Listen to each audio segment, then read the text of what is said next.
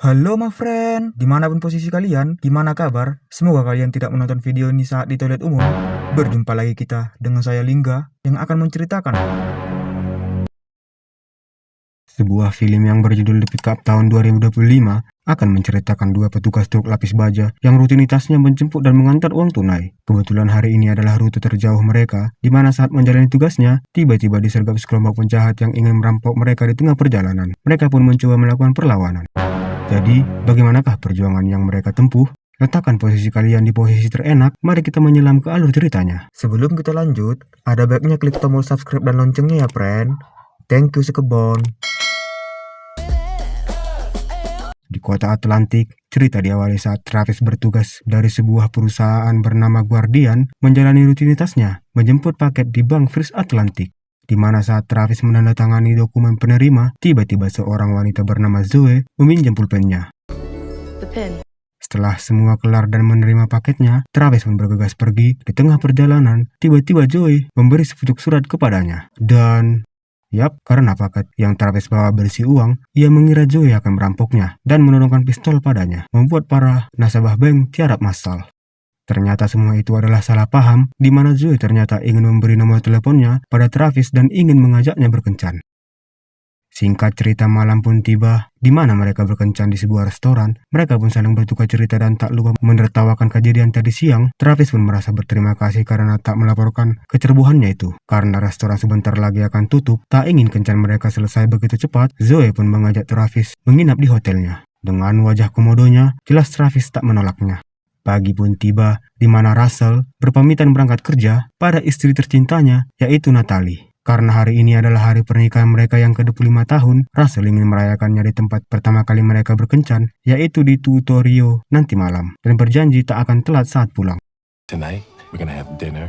Inilah perusahaan tempat mereka bekerja, Guardian. Guardian merupakan perusahaan jasa pengirim mobil lapis baja, sementara Russell berprofesi sebagai seorang pengemudi mobil lapis baja veteran yang tak lama lagi akan pensiun. Saat melihat rute mana yang akan ia lalui hari ini, ia pun kaget karena rutenya hari ini sangat jauh, yaitu keluar kota. Ia pun komplain pada bosnya, yaitu Clark. Russell pun menjelaskan bahwa hari ini ia ingin pulang cepat karena akan merayakan ke-25 tahun pernikahannya. Tapi karena memang salah Russell yang tak mengecek HP tadi malam di mana rutenya sudah dikirim, ia pun hanya pasrah dan mengikuti perintah. Okay, who am I gonna be with? Where's Travis? Ternyata rekan baru Russell adalah Travis. Karena Travis datang telat akibat enak-enak tadi malam yang kemungkinan lebih dari 6 trip, karena melihat tampang dan gerak-gerik Travis sedikit menyebalkan, Russell pun memberi peringatan pada Travis jika ia mengacaukan pekerjaan mereka dan membuat Russell telat makan malam bersama istrinya, ia akan memberi pelajaran pada Travis. Yes, sir. Sebelum berangkat, Travis memberi selamat atas pernikahannya yang ke-25 dan merasa bangga bisa satu rekan dengan Russell. Russell pun spontan berkata, "Jangan banyak bacot, bekerjalah sesuai aturan karena hanya 9 jam waktunya agar tak telat kencan dengan istrinya." Mendengar hal itu, Travis pun meyakinkan Russell bahwa ia mahir dalam hal menyetir karena saat tes masuk polisi ia lulus tes mengemudi. Tapi sayang, tak lulus tes lainnya dan gagal masuk polisi. Karena memang mereka sangat tidak cocok dan terus berdebat membuat Clark menyuruh mereka segera berangkat. Hey, kiss my Clark! Sementara di sebuah gudang, pertemuan pun terjadi, di mana para perampok pun berkumpul untuk menjalankan misi mereka. Ini adalah Banner, dan ini Miguel. Saat mereka berbincang, tiba-tiba seorang wanita datang. Hey, cut it out. Ya, ternyata wanita itu adalah Zoe, yaitu wanita yang berkencan dengan Travis tadi malam. Mereka pun berencana menyergap mobil Russell dan Travis yang sedang bertugas membawa uang sebesar $60 juta keluar kota. Dan saat mereka melintasi zona mati, yaitu daerah tak ada jaringan, disitulah mereka beraksi. Suit up. Setelah mereka selesai menjemput paket dari beberapa titik, pengiriman pun dalam perjalanan menuju luar kota.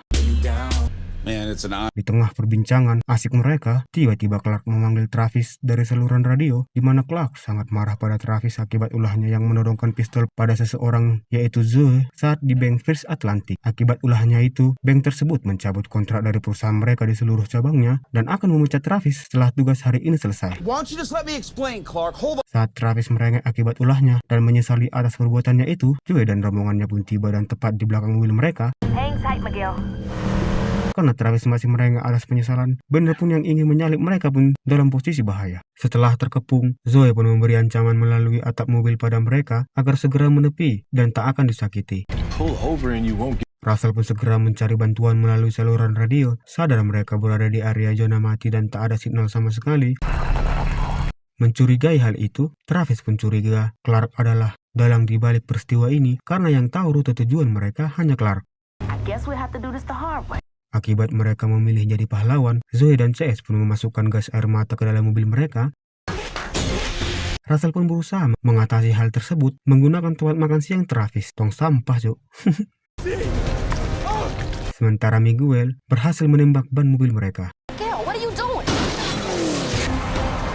Beruntung mereka lolos sementara dari sergapan. Sadar mereka masih akan dikejar, Russell pun menyuruh Travis menaikkan kecepatan secepat mungkin agar segera bisa melapor ke pihak kepolisian. Akibat kejadian tadi, mobil benar pun terjebak. Melihat hal itu, Miguel pun meledeknya. Karena Russell dan rekannya sulit diatasi, Zoe pun menyarankan memakai rencana B. Go to plan B. Kecepatan mereka pun berkurang akibat ban mereka bocor dan segera mencari tempat aman untuk menepi dan menempelnya. Get the tire repair kit. Russell pun bertanya kira-kira berapa lama perampok itu akan sampai karena memang Travis seorang kutu buku dengan sangat detail menjelaskan. Intinya mah 4 menit lagi mereka tiba. Saat ditanya kenapa dia sebegitu pintar mau jadi polisi, ternyata Travis adalah dari keluarga polisi di mana dia dipaksa masuk polisi agar dicintai dan diterima di keluarganya. Dan sialnya dia gagal. Zoe dan CS pun berhenti karena tak kunjung menemukan mereka. Tak mungkin bisa sejauh itu bisa kabur karena ban mereka sudah bocor. Zoe pun yakin mereka berbelok ke jalan yang berbeda. They turned off. Saat masih menempel ban, Zoe dan CS pun menemukan mereka dan segera bergegas kabur kembali ke jalur utama. Travis punya ide brilian untuk mengecoh mereka, yang mana malah membuat mereka jadi terkepung. Miguel, let's do. Miguel pun beraksi memotong pintu mereka menggunakan alat jos-jos Markotop. Tak ada pilihan lain, Russell pun mencoba melakukan sesuatu menggunakan pistolnya. Hampir saja ia jadi lapis. Sadar tujuan perampok itu adalah uang, Russell pun berencana melanggar aturan dengan memberikan uangnya dari mobil demi memilih untuk selamat. Saat membongkar isi tasnya, alangkah terkejutnya beliau melihat uang yang seharusnya mereka bawa penuh dengan barang-barang selundupan, terutama saat melihat monyet tupai ilegal yang buah jakarnya besar. Hujan uang pun terjadi setelah memberikan uangnya, namun Zoe dan CS tetap mengejar mereka. Russell pun menggunakan pewarna agar menghadang penglihatan mereka, dan satu musuh pun berhasil mereka atasi, yaitu Banner. Miguel pun berhasil masuk ke mobil mereka dan baku hantam pun terjadi. Saat suara radio samar-samar terdengar, Travis pun mencoba mencari bantuan tapi tak berhasil. Russell pun berhasil mengatasi Miguel. Saat melihat masih ada mobil yang mengikuti mereka, Russell pun menggunakan uang koin segoni untuk melumpuhkannya dan grubes.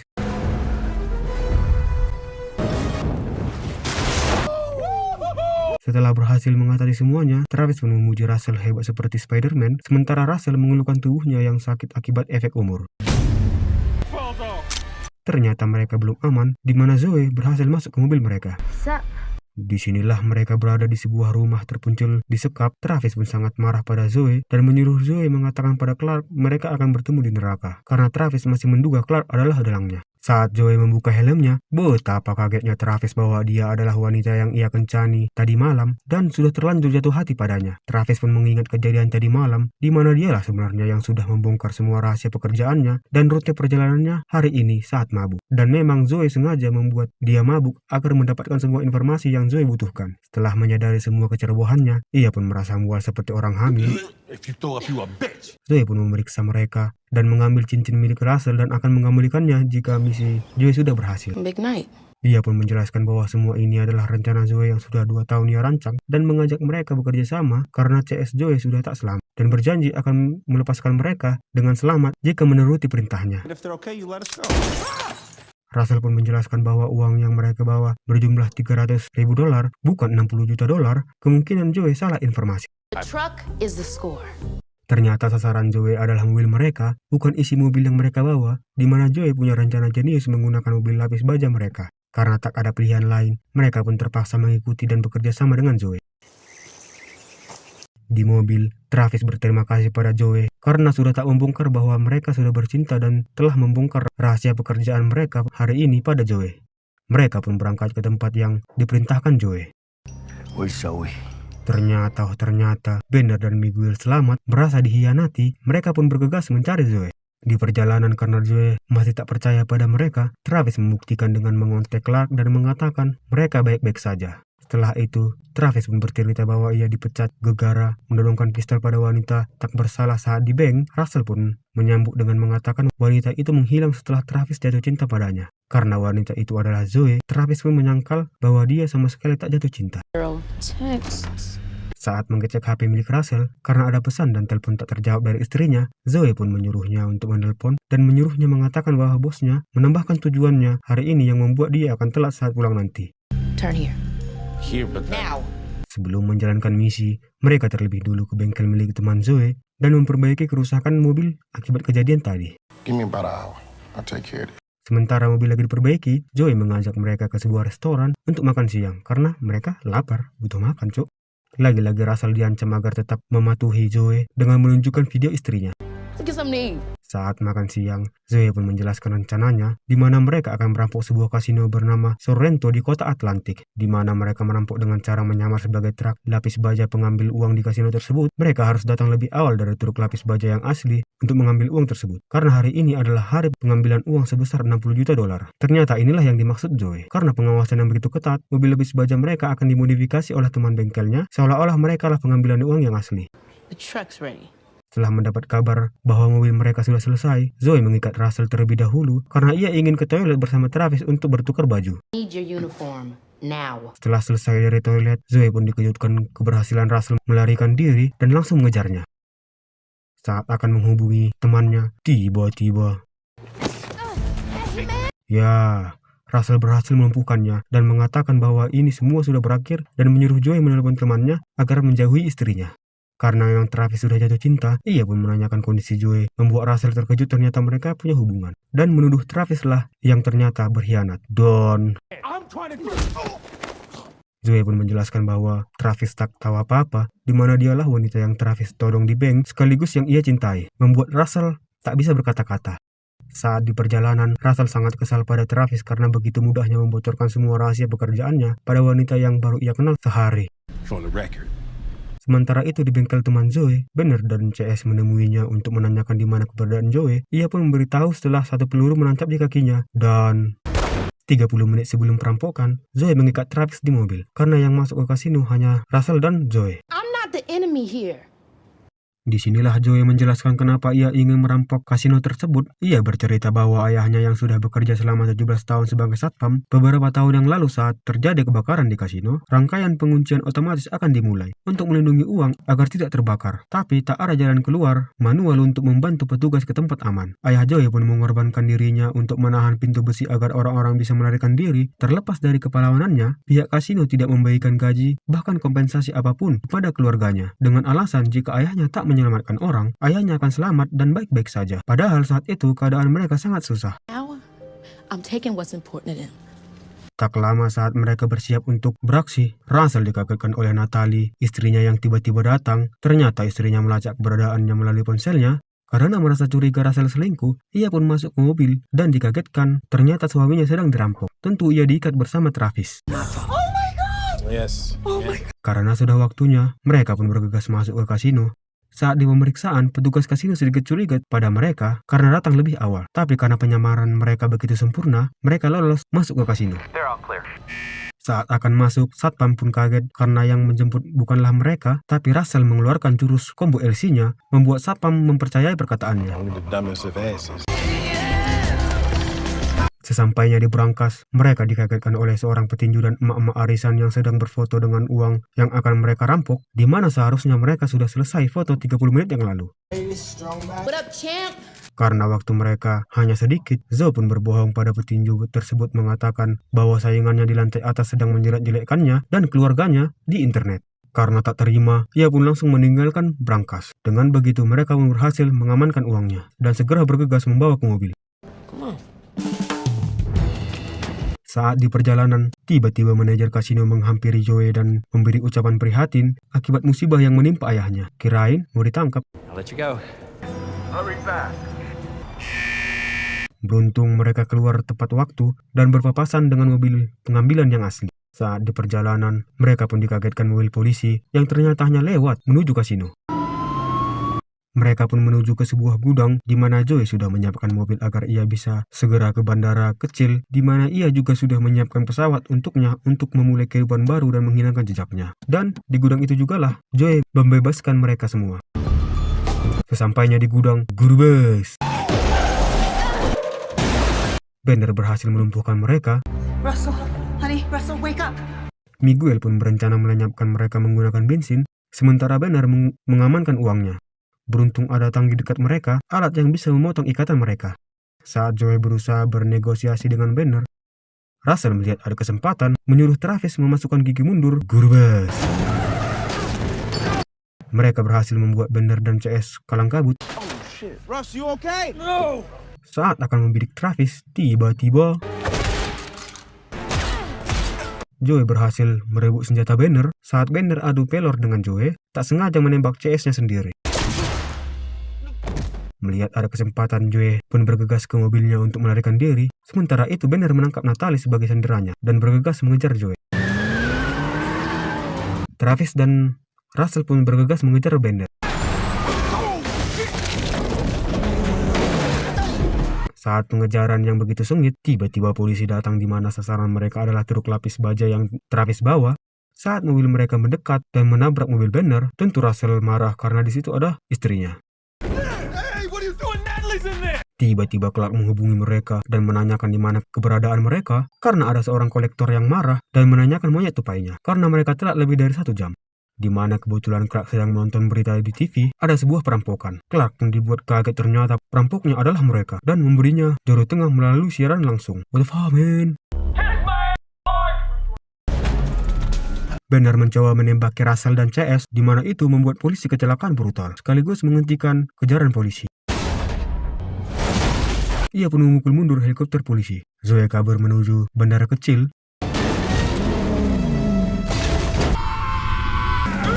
Zoe pun berhasil lolos dari kejaran Bender. Sementara Travis mencoba menabrak mobil Bender yang justru membuat Bender berada di titik aman. Melihat mobil mereka terbakar dan tak akan selamat, mereka pun berusaha menyelamatkan diri. Grubes, beruntung ternyata Joey tepat di belakang mereka. Mereka pun bergegas menyelamatkan Natalie, di mana lagi-lagi sial menyertai Travis, membuatnya harus berada di kap mobil akibat tangannya yang tersangkut. Ya, mereka pun terjebak akibat tak mempunyai senjata.